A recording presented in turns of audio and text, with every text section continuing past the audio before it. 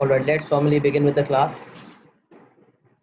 आज का ऑब्जेक्टिव है कि 3 सवाल स्पेसिफिकली जो स्टूडेंट्स ने आइडेंटिफाई किए हैं उन्हें करना है और वो है 17, 19 और 20।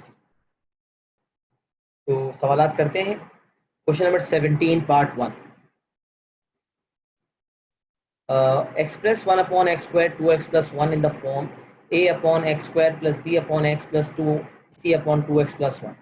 ये पार्शियल फ्रैक्शंस का सवाल है, रिपीटेड लीनियर फैक्टर्स वाला केस है और आप सब ने यकीनन पार्ट 1 को सक्सेसफुली सॉल्व कर लिया होगा। तो ये हो गया 1 upon x square minus 2 upon x plus 4 upon 2x plus 1। इसी को कंटिन्यू करेंगे, कैरी फॉरवर्ड करेंगे पार्ट 2 में।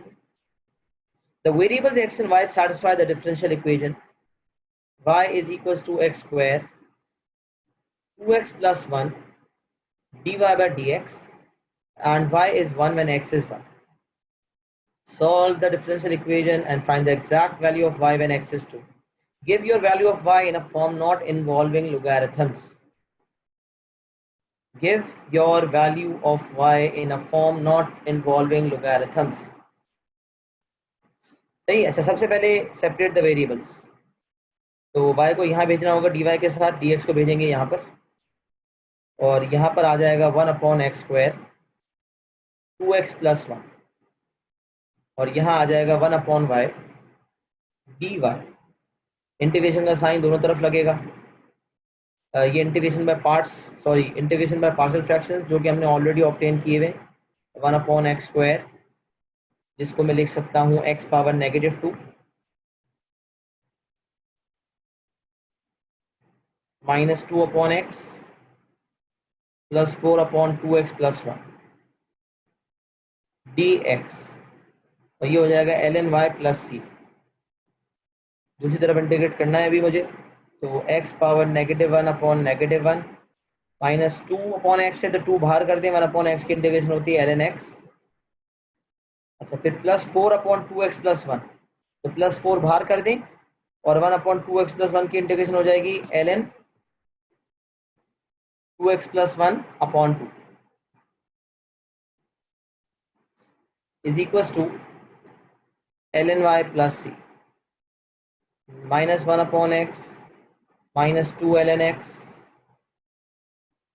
ये 2 1 जा 2 2 2 जा 4 plus 2 ln 2x plus 1 is equals to ln y plus c when x is 1 y is 1 x equals to 1 y equals to 1 substitute किया, minus 1 upon 1 minus 1 होता है minus 2 ln 1 which is minus 0 plus 2 ln 3 plus 2 ln 3 is equals to ln 1 which is 0 plus c। c यहाँ से आ गया 2 ln 3 minus 1 2 ln 3 minus 1 c आ गया। तो c आने के बाद उसको वापस सब्स्टिट्यूट किया, minus 1 upon x minus 2 ln x plus 2 ln 2x plus 1 is equal to ln y plus 2 ln 3 minus 1। अच्छा, अब मैं क्या किया जाए, किस तरह सिंप्लीफाई किया जाए तमाम ln वाली चीज़ों को अगर मैं एक तरफ कर दूं। अच्छा, y in terms of x तो इसने मुझे कहा नहीं था, डिफरेंशियल इक्वेशन सॉल्व करना था, मैंने सॉल्व कर दिया। किसी भी फॉर्म में आंसर दें, टेंशन की बात नहीं है, किसी भी फॉर्म में आंसर दिया जा सकता था। एक डिफरेंशियल इक्वेशन सॉल्व करना था, y in terms of x की बात ही नहीं की थी, बस कहा था डिफरेंशियल इक्वेशन सॉल्व करो। This is a solve differential equation. अगर मैं इस फॉर्म में भी आंसर देता हूँ ना तो answer will be correct, I will secure 100% marks because I have solve the differential equation. Integration की साइन हटा दी है मैंने और डिफरेंशियल इक्वेशन सॉल्व कर दिया और कांस्टेंट c की वैल्यू भी ऑब्टेन कर ली। अगर एग्जामिनर ने जिस फॉर्म में किया उस फॉर्म में मैं करवाऊँ, जरूरी नहीं है उस फॉर्म में करना। उसने कुछ नहीं किया, ln y को सब्जेक्ट बनाया, 1 को वहां भेज दिया, 1 minus 1 upon x minus 2 ln x plus 2 ln 3 2 ln 2x plus 1 और ये 2 ln 3 वहां जाके माइनस हो गया और प्रोडक्ट लॉ क्वोशंट लॉ लगाया उसने और उसके जरिए जो है वो x और 3 नीचे डिवाइड हो गए। 2 कॉमन ले लिया और आंसर आ गया। इस तरह काम मैंने बहुत दफ़ा किया, लेकिन रिक्वायर्ड नहीं है इसलिए मैं कर नहीं रहा हूँ। एग्जामिनर ने जिस फॉर्म में आंसर दिया है उस फॉर्म में करने के लिए अगर आप करना चाहते तो मैंने समझा दिया कैसे करना है। एल एन वाई को सब्जेक्ट बनाएं, सब वहाँ शिफ्ट करें, लॉज ऑफ लोगैरिथम लगाएं, सॉल्व हो जाए। लेकिन इस फॉर्म में आंसर दें, 100% मार्क्स मिलेंगे। अब नेक्स्ट टारगेट क्या है? Find the exact value of y when x is 2। तो डायरेक्ट वही काम करते हैं, when x is 2 what is y, और y बताना है, और y should be given in the form not involving logarithm. This is a very very important condition. तो -1/2 -2 ln 2 plus 2 ln 2 to the 4 plus 1 5 is equals to ln y plus 2 ln 3 -1। अच्छा, अब ln y को subject बनाना होगा, करते हैं ये काम।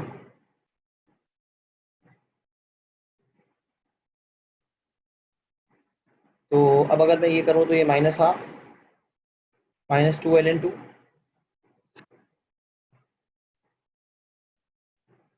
अच्छा ये वहाँ का 1 यहाँ आ जाएगा, 1 -1/2 हो जाएगा, और ये +2 ln 5 है, -2 ln 2 है, -2 ln 3 है, is equals to ln y।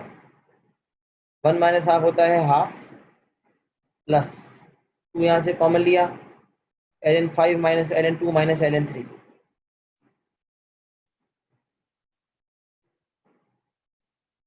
2 ln plus वाली चीज़ है, 2 मैंने कॉमन लिया हुआ है, सही है ना? 2 कॉमन लिया तो ln 5 minus ln 2 minus ln 3, minus वाली चीज़ें डिवाइड होगी, ऊपर आ गया 5, नीचे आएगा 2 into 3, -2 minus ln 2 minus ln 3 है इसलिए दोनों डिवाइड हुए, is equals to ln y। तो ये हो जाएगा half plus 2 ln 5/6 is equals to ln y। अच्छा, ln तो हटाना है तो दोनों ln को एक तरफ कर दें, 1/2 is equals to ln y minus ln 5/6 whole square. Power law के तहत मैं इस 2 को ऊपर ले गया, इससे मैं खोल दूंगा तो ln y माइनस ln 25/36,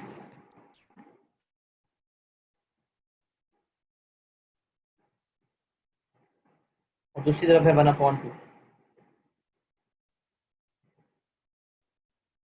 अच्छा, 1/2 ln y डिवाइडेड बाय 25/36, क्योंकि माइनस है, quotient law, ln y multiply by 36/25, तो 36y/25, 1/2। ln को हटाएं, e power half is equal to 36y/25। यहाँ से y सब्जेक्ट बनाएं, 25√e/36, y in a form, exact answer देना था, not involving logarithms, 25√e/36, 25/36 e power half, वही answer दिया हुआ है जो मैंने दिया। e पावर हाफ कह लें, रूट ई कह लें, एक ही बात है, आंसर हमारा आ गया। सॉल्व कॉपी कर लें ताकि हम आगे बढ़ें।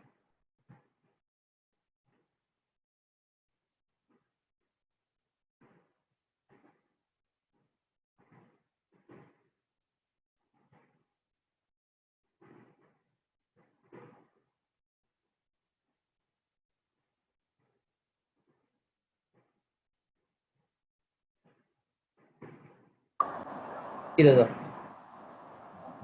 अच्छा सर, मैं ये पूछ रहा हूँ, ये अगर हम लोग जो आपने डबल टिक किया हुआ है यहाँ पर भी आंसर छोड़ते हैं तो ये सही होगा ना? बिल्कुल सही होगा, क्योंकि इसने मुझे कहा था सिर्फ डिफरेंशियल इक्वेशन सॉल्व करें, किसी भी फॉर्म में डिफरेंशियल इक्वेशन का सॉल्यूशन दे सकते हैं। मैंने एक फॉर्म में दिया।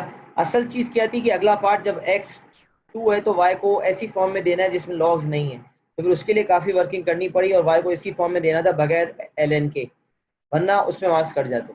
लेकिन डिफरेंशियल इक्वेशन सॉल्व करके किसी भी फॉर्म में आंसर देने, जब वो कहता है ना सॉल्व द डिफरेंशियल इक्वेशन, इसका मतलब किसी भी फॉर्म में आंसर दे सकते हैं, लेकिन कहेगा y in terms of x देना है, x in terms of y देना है, तो फिर उसे फॉलो करना पड़ता है। या उसने ऐसा कुछ नहीं कहा था, इसलिए मैंने इसी फॉर्म में आंसर छोड़ दिया, आंसर मिल गया, मार्क्स मिल जाए।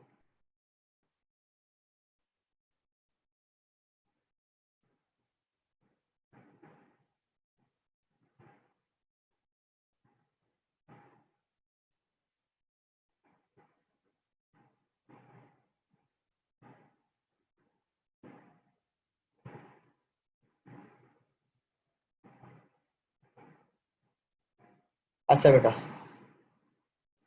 क्वेश्चन 19 की जाने पड़ते हैं। ज़बरदस्त सवाल है, बहुत अच्छा सवाल आया है, तो बहुत गौर से देखना है इंशाल्लाह। A tank containing water in the form of a cone with a vertex C. A tank containing water is in the form of a cone in a form of a cone with vertex C. सही है। अब diagram बना हुआ है, diagram बना हुआ होता है ना, तो we have to use the diagram. Diagram बने हुए होने की इंपॉर्टेंस है, कोई भी चीज एग्जामिनर ऐसे नहीं देता, हर चीज की एक इंपॉर्टेंस होती है। The axis is vertical and the semi vertical angle is 60। अब एंगल 60 क्यों दिया है, पागल तो नहीं है? यकीनन we have to use this.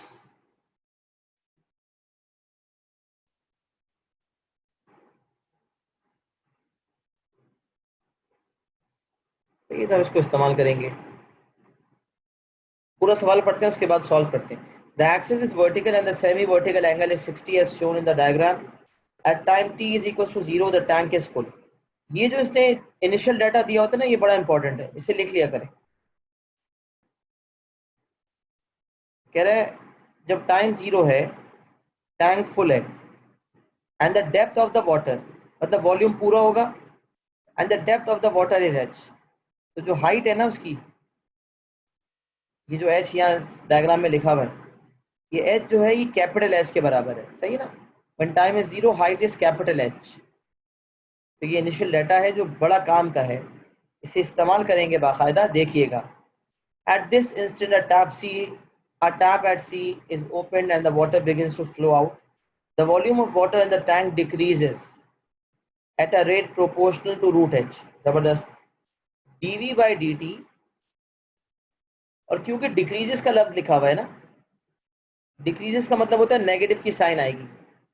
Volume of water decreases at a rate proportional to root h। dv by dt is proportional to root h, और डिक्रीज का लफ्ज होना इसका मतलब माइनस आएगा। उस तरफ लाएं इस तरफ लाएं, एक ही बात है। where h is the depth of the water at time t, the tank becomes empty when time is 60। इसका पता है क्या मतलब है? एक फैक्ट तो ये दिया हुआ था, दूसरा फैक्ट दिया हुआ है when time is 60 tank is empty, इसका मतलब हाइट इज 0। वॉल्यूम भी 0 हो गया, हाइट भी 0 हो गई। वॉल्यूम पे फोकस नहीं है, पूरा सवाल अगर आप पढ़े तो वॉल्यूम के ऊपर फोकस है ही नहीं। फोकस किस पर है? हाइट पे। वेरिएबल जिस वेरिएबल को वो हाईलाइट कर रहा है वो है h और t, दो वेरिएबल्स मेनली इन्वॉल्व हो रहे हैं। हाँ, volume of water in the tank decreases है, तो यहाँ हमने dv बाई dt लिखा है, ये तो इन्वॉल्व है। तो मैं इससे लिखूंगा dv by dt is equals to negative k root h। Proportionality का साइन हटाया तो k आया, और ये माइनस यहाँ लिखें या वहां लिखें एक ही बात है, जब इक्वल्स टू लगा दिया तो फिर माइनस को वहीं शिफ्ट करना पड़ेगा। तो dv by dt is minus k root h। Part 1 में कहता है show that h and t satisfy a differential equation of the form dh by dt। मैं हैरान हुआ, मैंने कहा यहाँ dv बाई dt दे रहा है और जो चीज शो करनी है वो dh बाई dt है, तो कैसे शो करेंगे dh by dt? dv by dt है, dh बाई dt शो करना है, कैसे शो करेंगे? Very good, chain rule. जाहिर सी बात है, जब एक वेरिएबल नहीं, दो वेरिएबल नहीं है, तीन है, तो चेन रूल लगेगा। तो मैंने कहा चले चेन रूल बनाते हैं। अब चेन रूल बनाने में तो एक चीज वो भी होती है जो डिफरेंशिएट होती है। तो यहाँ इसने वॉल्यूम ऑफ कोन दिया हुआ है, अगर आप देखें ना तो फॉर्मूला में वॉल्यूम ऑफ कोन दिया हुआ है।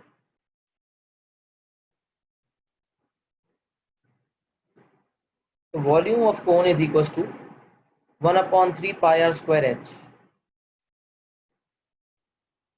अच्छा, अभी तो volume in terms of radius and height है, यहाँ तो रेडियस भी इन्वॉल्व हो गया।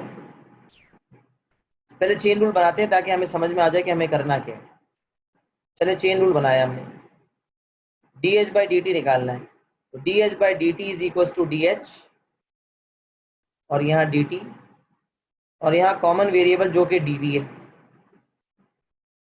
dv बाई dt तो है, dh बाई dv नहीं है, और ये वाली चीज हमेशा डिफरेंशिएशन के थ्रू आती है, ये डिफरेंशिएशन के थ्रू ऑब्टेन होती है। तो h in terms of v आ जाए या v in terms of h आ जाए, तो हमने कहा v in terms of h आ सकता है, लेकिन यहाँ तो v in terms of r and h है, तो h और आर, जो दो वेरिएबल्स हो गए, वी के साथ साथ दो और हो गए, तो क्या करें, कैसे कनेक्शन बनाएं? तो ये डायग्राम का इस्तेमाल करना है। डायग्राम का इस्तेमाल कैसे किया जाए जरा गौर से देखिएगा। जब मैं ये लाइन बनाऊंगा, जब ये हाइट है तो यहाँ रेडियस है। Very good, trigonometric ratios, right angle triangle बनेगा।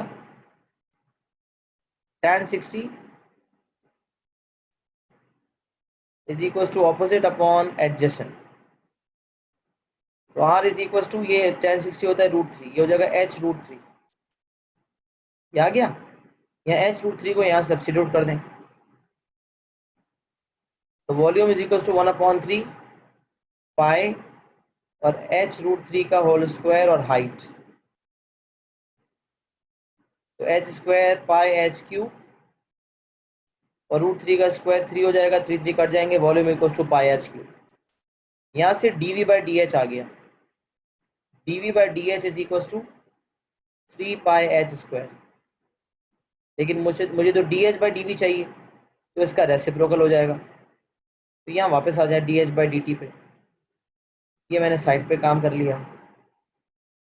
dh/dt is equal to dh/dv which is reciprocal 1/3 pi h square multiply by dv/dt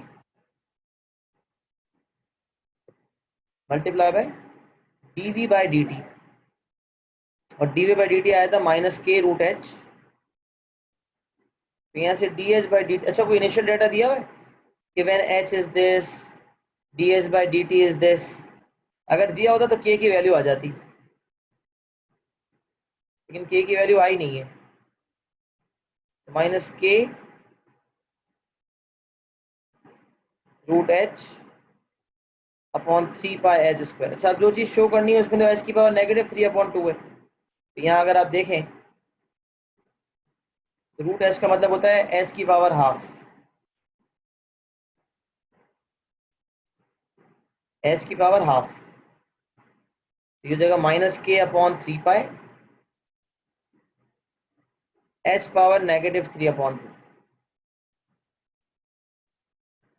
ये आ गया dh/dt। अच्छा सर, यहाँ तो उसने a लिखा हुआ है, -a(h -3/2), h -3/2 तो आ गया, लेकिन a तो नहीं आ रहा। ओ भाई, इस पूरे सवाल में a कहीं नजर आ रहा है? इस पूरे सवाल में हमें a कहीं भी नजर नहीं आ रहा। जब a नजर नहीं आ रहा तो सर यहाँ क्यों लिखा है उसने? उल्लू बना रहा है। नॉर्मली जब शो करवाता है तो ऐसी चीज शो करवाता है जो अगले पार्ट में इस्तेमाल हो सकती है, या ऐसी चीज शो करवा रहा है जो अगले पार्ट में इस्तेमाल ही नहीं हो सकती। लेकिन इसने एक चीज लिखी, a is a positive constant, तो माइनस है, माइनस हमारा भी आया। a की जगह हमारा क्या आया? k/3 पाई। इसका मतलब जब हमने शो किया तो यहाँ a क्या आ रहा है? k/3 पाई। ये तो पॉजिटिव कांस्टेंट था, 3 पाई भी पॉजिटिव कांस्टेंट है, तो a का आंसर तो पॉजिटिव ही आएगा। तो असल चीज ये थी -k/3 पाई h पावर -3/2। कितने बच्चे यहाँ तक पहुंचने के बावजूद ये घबरा जाते हैं कि सर यहाँ तो a है, हमारा a नहीं आ रहा, ये तो गड़बड़ हो गई। तो भाई घबराना नहीं है, हमने जिस फॉर्म में उसने कहा था उस फॉर्म में कर दिया, बस फर्क ये है कि a की जगह आ रहा है k/3 पाई। सही है भाई? तो एक ये हमने जो शो करना था वो पार्ट 1 शो हो गया। पार्ट 2 कहता है solve the differential equation given in part 1। ये भी बड़ा जबरदस्त है, क्योंकि इसमें वैल्यूज नहीं है, बल्कि मजा आता है इसे करने में। चले करते हैं सॉल्व, पार्ट 2 करते हैं। Solve the differential equation given in part 1 and obtain an expression for t in terms of h. Highlight कर लिया करें ये बात, t in terms of h and h. t is to be given in terms of h and h, small h and capital H. जबरदस्त। जो ऊपर हमारा आया है ना डिफरेंशियल इक्वेशन, उससे पहले लेते हैं dh/dt -k/3 पाई h पावर -3/2। तो dh/dt -k/3 पाई h पावर -3/2 है। अच्छा, अब मैं सेपरेट करता हूँ सबसे पहले वेरिएबल्स। तो वेरिएबल सेपरेट अगर मैं करूँगा तो h की जगह यहाँ आ जाएगा 1/h पावर -3/2 डी एच, और यहाँ कांस्टेंट है माइनस के अपॉन 3 पाई, डी टी यहाँ चला जाएगा, इंटीग्रेशन ऑन बोथ साइड्स हो जाएगा।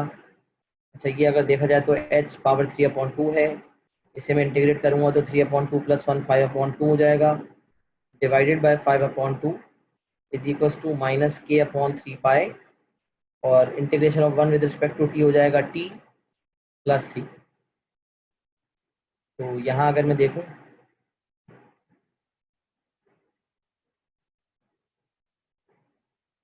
तो फिर ये हो जाएगा 2/5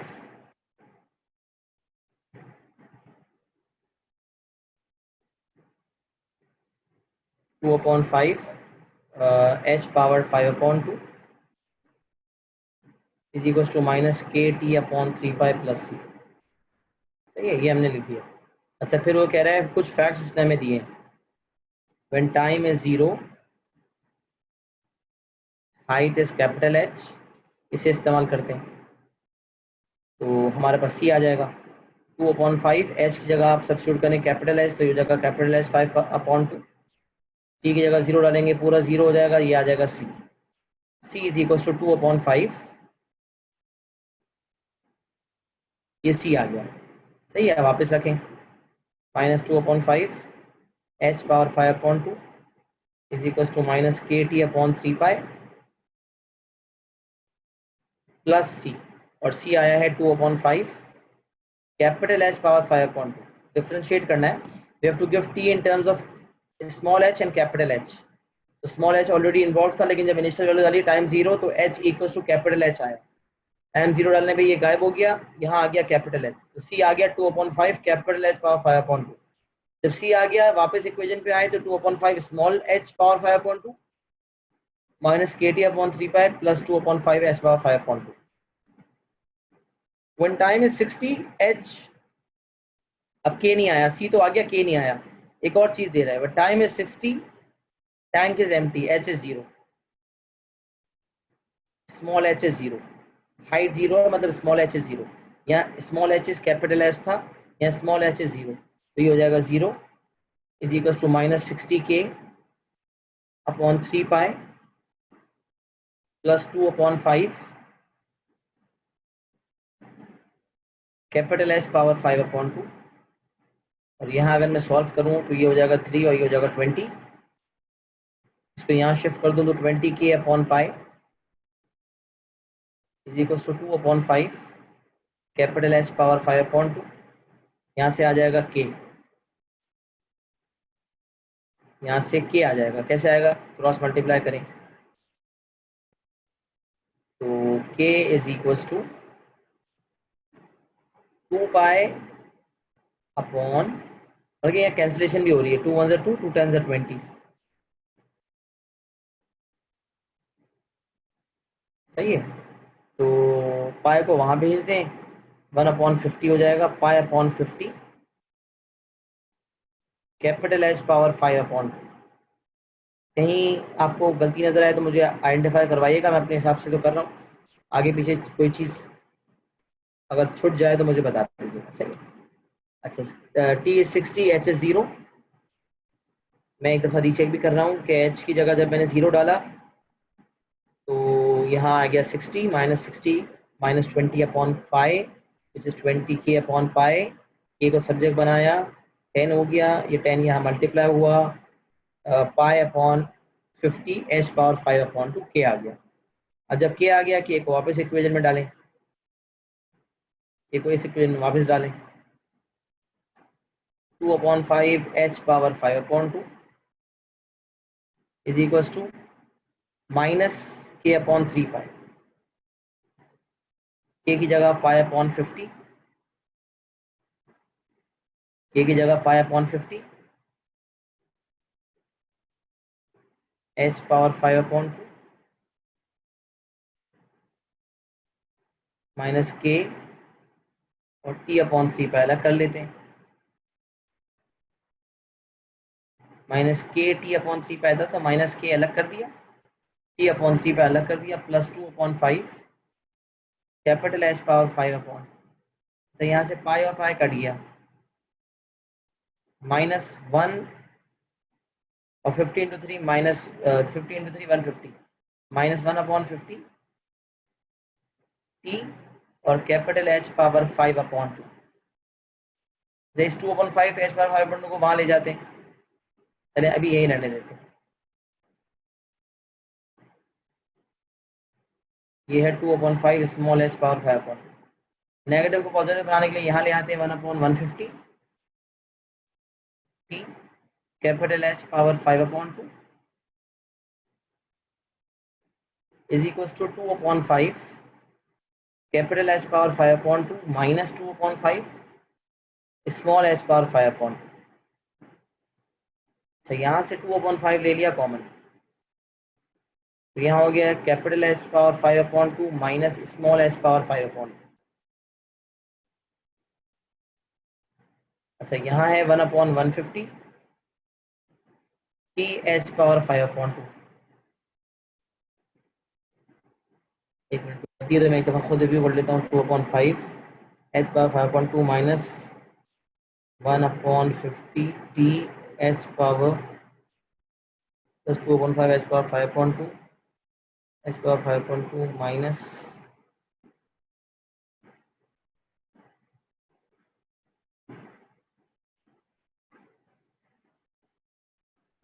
सही है, सही कॉमन है हमारा 2/5।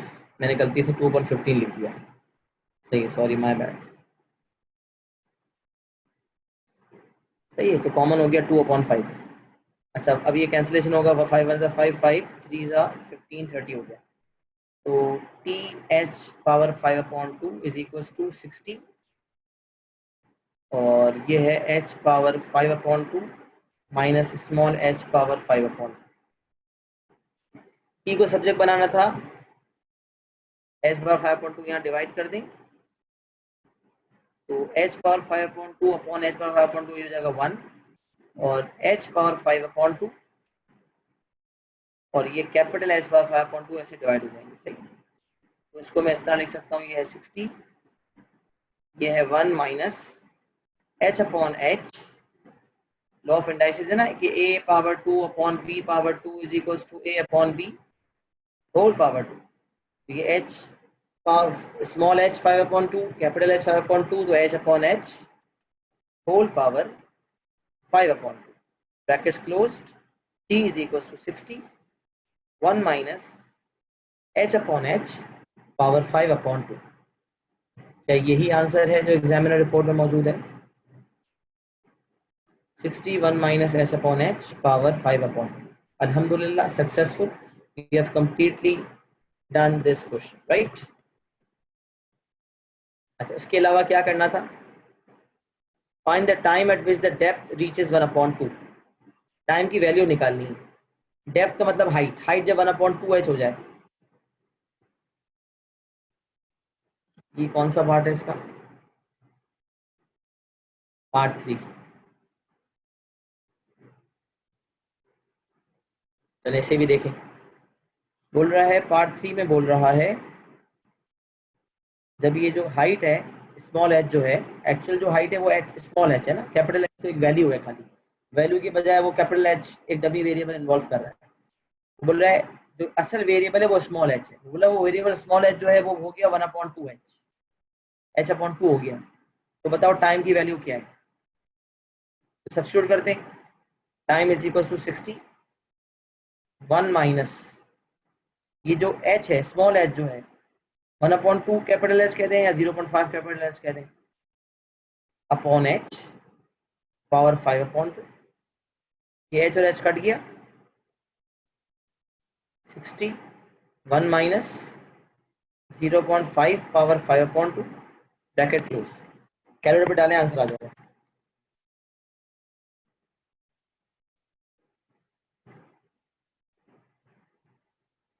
$49.39339828। लेकिन हमें 3SF में आंसर देना है, तो हमने कहा 3 इज इक्वल टू 49, पहले लिख लें 3934 और फिर राउंड ऑफ करके हो जाएगा 49.4, करेक्ट टू 3 सिग्निफिकेंट फिगर्स। सही भाई, ये सक्सेसफुली हमने अपना क्वेश्चन जो है वो मुकम्मल कर लिया। सबको समझ आ गया? पूरा सवाल कॉपी कर लें अच्छी तरह। कोई भी चीज़ रह गई तो कॉपी कर लें फटाफट। डिटेल में मैंने पूरा सोल्यूशन करवा दिया।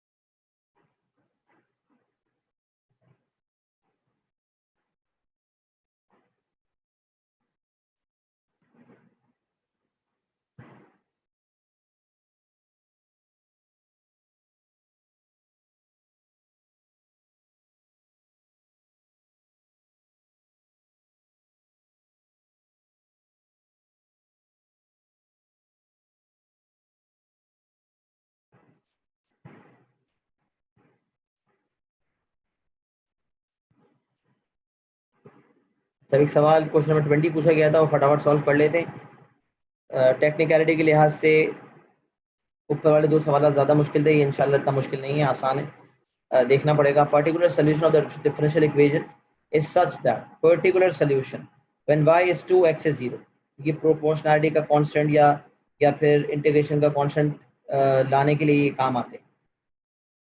The diagram shows a sketch of the graph of this solution for 0 to 2 5। ये कर्व है, this is curve y equals to fx, this is the curve y equals to function of x। बोला the diagram shows the sketch of the graph of this solution, बोला इसका जो solution है differential equation का वो y in terms of x होगा, उसके graph बना हुआ है 0 से लेकर 2 पाई तक। The graph has stationary points at a and b, stationary points हैं dy by dx should be equals to 0। find the y coordinates of a and b giving each coordinate correct to one decimal place। जब stationery points की बात कर रहा था तो मैंने कहा dy by dx should be equals to 0, मैंने dy by dx को इक्वल टू 0 कर दिया।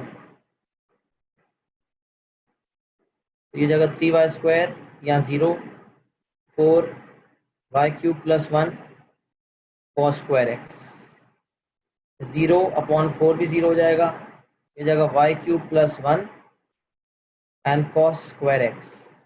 दो पॉसिबिलिटीज आ रही हैं यहाँ से, y cube plus 1 is equal to 0 और cos square x is equal to 0। Square root लगा तो यहाँ आ गया cos x is equal to 0, y cube is equal to -1, y equal to cube root of -1 which is -1। अच्छा cos x is equal to 0, cos x 0 कहाँ कहाँ होता है? अगर cos x का बेसिक स्केच आपके जहन में हो तो cos x 0 होता है π/2 और 3π/2 पे। बहरहाल अगर ये चीज़ आप भूल जाएं तो cos x इज 0, तो मैंने ये बताया था, बता चुका हूँ इसकी सॉल्विंग। cos x 0 का मतलब ना cos x पॉजिटिव है ना नेगेटिव है, इसका मतलब ऑल फोर क्वाड्रेंट्स कंसिडर करने। बेसिक एंगल है cos इनवर्स 0, π/2 आ जाएगा, और फोर क्वाड्रेंट्स का मतलब है theta is equal to alpha 180 minus 180 नहीं बल्कि रेडियन में है ना, तो pi minus alpha, pi plus alpha and 2 pi minus alpha. बेशक ये चार हैं लेकिन आप आंसर्स निकालेंगे थीटा के दो ही आंसर्स आएंगे, एक आएगा π/2, एक आएगा 3π/2। इसके जहन में है डायरेक्ट निकाल लेंगे, वरना सॉल्विंग करते हैं तो जिस तरह सॉल्विंग होती है वो मैंने पहले ही बताई हुई है, वो आप समझ गए होंगे। तो थीटा की दो वैल्यूज आ गई π/2 एंड 3π/2। अच्छा यहाँ y equal to -1 not possible, reject कर दिया मैंने। क्यों? क्योंकि a और b जो है वो अबव द एक्स एक्सिस हैं, इन दोनों के y कोऑर्डिनेट्स पॉजिटिव है, y नेगेटिव हो ही नहीं सकता, तो मैंने यहाँ से y नेगेटिव रिजेक्ट कर दिया। थीटा की वैल्यू आ गई π/2 एंड 3π/2। अब सवाल ये पैदा होता है मुझे थीटा थोड़ी चाहिए, मुझे क्या चाहिए? मुझे तो y कोऑर्डिनेट्स चाहिए a और b के, और हर कोऑर्डिनेट को 1 डेसिमल प्लेस में देना है। अच्छा मैंने यहाँ गलती से थीटा लिख दिया, यहाँ जो वेरिएबल था वो तो x था, सही है ना, तो थीटा नहीं है ये x है। तो x का एक आंसर, x की आंसर आ रहे हैं, x के आंसर आ गए π/2 एंड 3π/2। इसका मतलब x कोऑर्डिनेट पता चल गए, π/2 और ये 3π/2। तो क्या जहन में आता है, x कोऑर्डिनेट तो आ गए, y कोऑर्डिनेट कैसे निकालेंगे? हाँ, y कोऑर्डिनेट कब आएंगे और कैसे आएंगे?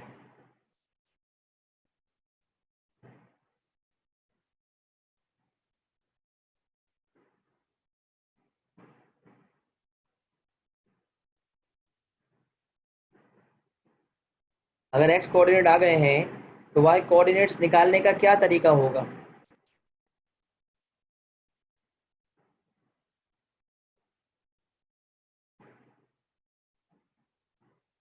Very good. सबसे पहले y in terms of x चाहिए। y in terms of x आएगा, उसमें x डालेंगे तो y आएगा ना। तो अब डिफरेंशियल इक्वेशन जो मौजूद है उसे सॉल्व भी तो करना है या नहीं करना। तो डिफरेंशियल इक्वेशन सॉल्व करके सबसे पहले y in terms of x निकालें, इसको सॉल्व करें और y equal to function of x, y in terms of x निकालें। चलिए शुरू करते हैं ये काम। सबसे पहले separate variables 3y² upon y³ plus 1 dy is equal to 4 cos square x dx। ये दोनों तरफ इंटीग्रेशन की साइन लगाई। cos स्क्वायर x की इंटीग्रेशन अगर आप याद रखें तो मैंने बताया था आइडेंटिटी लगती है 2 cos square x minus 1 is equal to cos 2x। cos square x यहाँ से क्या आ जाएगा, cos 2x प्लस 1 अपॉन 2। इसे यहाँ रख दें 4 टाइम्स इंटीग्रेशन ऑफ,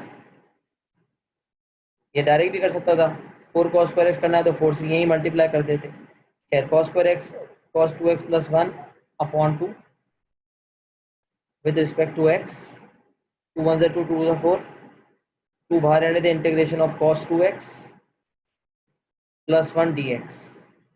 ये इंटीग्रेशन में रिकग्निशन से y³ की डिफरेंशिएशन ऊपर मौजूद है, डिनोमिनेटर के साथ ln ले लिया, ln y³ प्लस 1। अच्छा ये टू भी इंटीग्रेटेड है 2, cos 2x की इंटीग्रेशन हो जाएगी sin 2x upon 2 plus x plus c। c निकालने के लिए एक सोल्यूशन दिया हुआ है y2 when x is 0।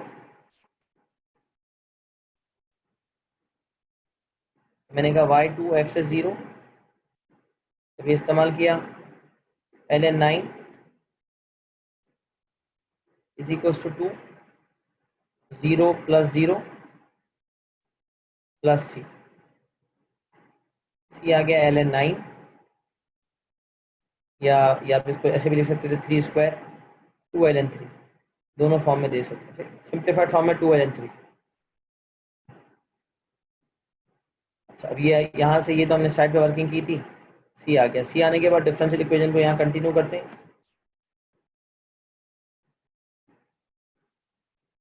ln y³ plus 1 is equal to 2 sin 2x upon 2, तो ये हो जाएगा sin 2x plus 2x plus c which is 2 ln 3। यहाँ आसानी के लिए इसे ln 9 कह देता हूँ ताकि प्रोडक्ट लॉ लग जाए, क्वोशंट लॉ लग जाए, ln को वहाँ भेज दें क्योंकि y in terms of x चाहिए। तो ln y³ plus 1 is equal minus ln 9 is equal to sin 2x plus 2x, जगह ln y³ plus 1 upon 9 is equal to sin 2x plus 2x। Continue अगर हम यहाँ करें तो y³ plus 1 upon 9 is equal to e power sin 2x plus 2x। y is equal to 9e sin 2x plus 2x। 9 multiply हुआ, 1 minus हुआ, cube root हटाने के लिए whole power 1 upon 3। y in terms of x हो गया। Now when x is pi by 2, y क्या होगा, when x is 3 pi by 2 तो y क्या होगा। ये दोनों पॉसिबिलिटीज कैलकुलेटर बताएगा, मैं नहीं बताऊंगा।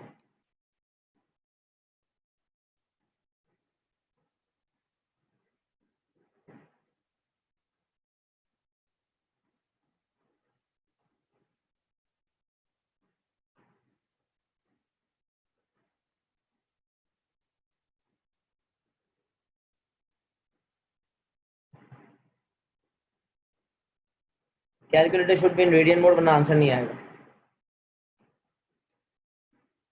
पहला आंसर आ रहा है 5.9, 5/2 पे आ रहा है 5.9। 1 डेसिमल प्लेस में चाहिए था, वरना 3SF में देते, स्पेसिफाइड था इसलिए 5.9 1 डेसिमल प्लेस। और 3/2 अगर है तो 48.1। सही है भाई। तो y in terms of x मांगा नहीं था, जरूरी नहीं था y in terms of x निकालना, किसी भी फॉर्म में डिफरेंशियल इक्वेशन आया था उसमें x डाल देते तो y आ जाता, लेकिन मैंने y को सब्जेक्ट बना दिया तो मेरे लिए आसानी हो गई, डायरेक्टली x डालने पे y आ गया, मजीद कोई कैलकुलेशन सिंप्लीफिकेशन करने की ज़रूरत नहीं पड़ी। प्रॉपर तरीके से जो सवालात आपने कहे थे, तीनों सवालात प्रॉपर तरीके से करा दिए गए। क्वेश्चन 17, 19 एंड 20, तीनों सवालात माशाल्लाह से ज़बरदस्त थे। इन ज़बरदस्त सवालात को करने के बाद इंशाल्लाह बाकी सवालात भी इंशाल्लाह आप बहुत आसानी से कर सकें। डिफरेंशियल इक्वेशन की अच्छी ग्रिप हमने कर ली, अच्छे खासे सवालात हमने इसके सॉल्व किए। लिख लें तो बता दीजिएगा लोग।